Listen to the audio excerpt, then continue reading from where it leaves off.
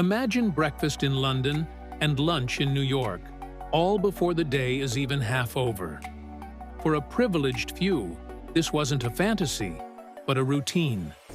This was the world of the Concorde, the only commercially successful supersonic passenger jet ever to grace our skies.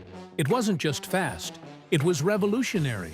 But how exactly did this marvel of engineering defy the limits of speed? Join us as we delve inside the technology that made the Concorde the undisputed king of the skies.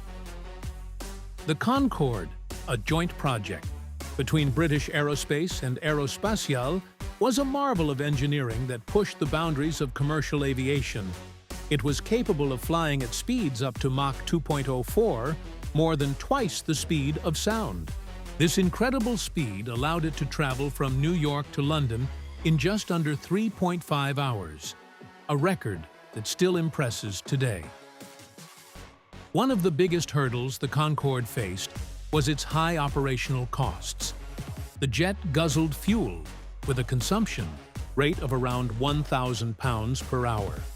This, combined with the high maintenance costs of its complex engines, made it a pricey ride. Environmental concerns also surrounded the Concorde, as its supersonic flights produced sonic booms that could disturb people on the ground. Not to mention, the Concorde's high-flying path took it through the stratosphere, where it contributed to ozone depletion. The Concorde's advanced engineering was a key factor in its success. Its droop-nose design allowed for better visibility during takeoff and landing, while its delta wing shape enabled it to cut through the air with ease. The Concorde's unique design features didn't just make it fast, they also made it a symbol of luxury and innovation.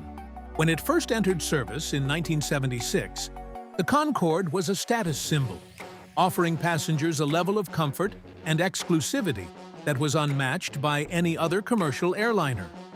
The Concorde played a significant role in aviation history, marking a point where technology and luxury intersected.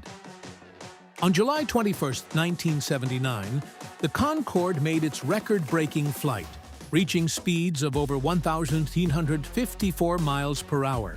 This achievement wasn't just a testament to the Concorde's capabilities, it also showed the world what was possible in commercial aviation.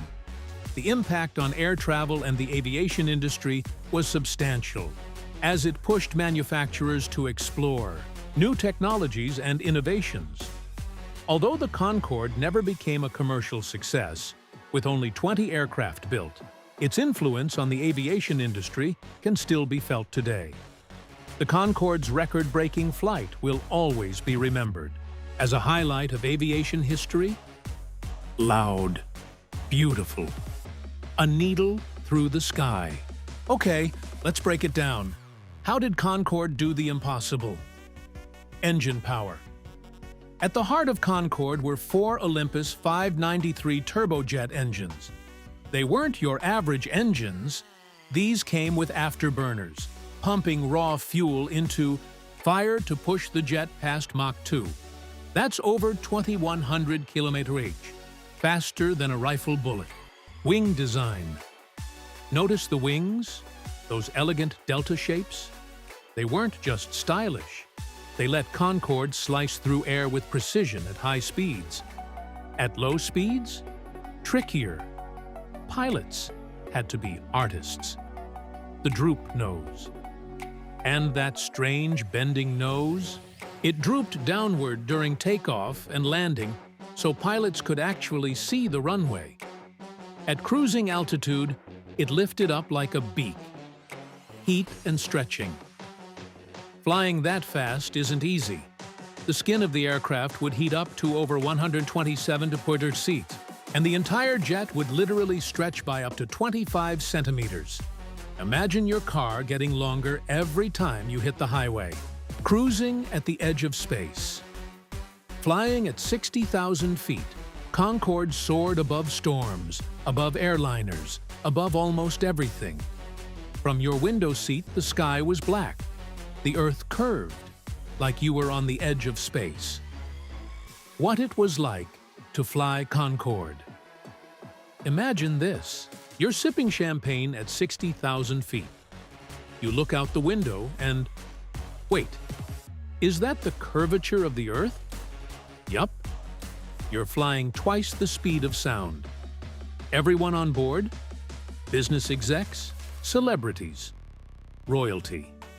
No Wi-Fi, no Netflix, just pure speed, power, and prestige. New York to London, 3.5 hours. You leave after lunch and land before dinner. It didn't just save time, it bent time. The downfall, but the faster you fly, the harder you fall. Concorde was expensive, loud, and limited. It could only fly supersonic over oceans because the sonic boom could shatter windows on land. Each flight cost a fortune in fuel. Tickets were sky high. But then, disaster struck. In 2000, a Concorde crashed just after takeoff. 113 lives lost. It was the beginning of the end. By 2003, the legend was grounded. Not because it wasn't fast enough, but because the world just couldn't afford it anymore. Will supersonic flight come back? Today, companies are chasing the Concorde dream again. Startups like Boom Supersonic promise quieter, greener, faster jets. NASA's testing the X-59, a plane that can fly supersonic without the boom. The question is, can we finally bring speed back to the skies? Without the cost? Concorde was a glimpse of the future. And maybe, just maybe, the future is catching up. If you could fly at Mach 2, would you do it? Would you board the Concorde? If it flew again? Let me know in the comments. And if this blew your mind, hit that like button, subscribe, and tap the bell. This is just one of many tech stories we're diving into. See you in the next one.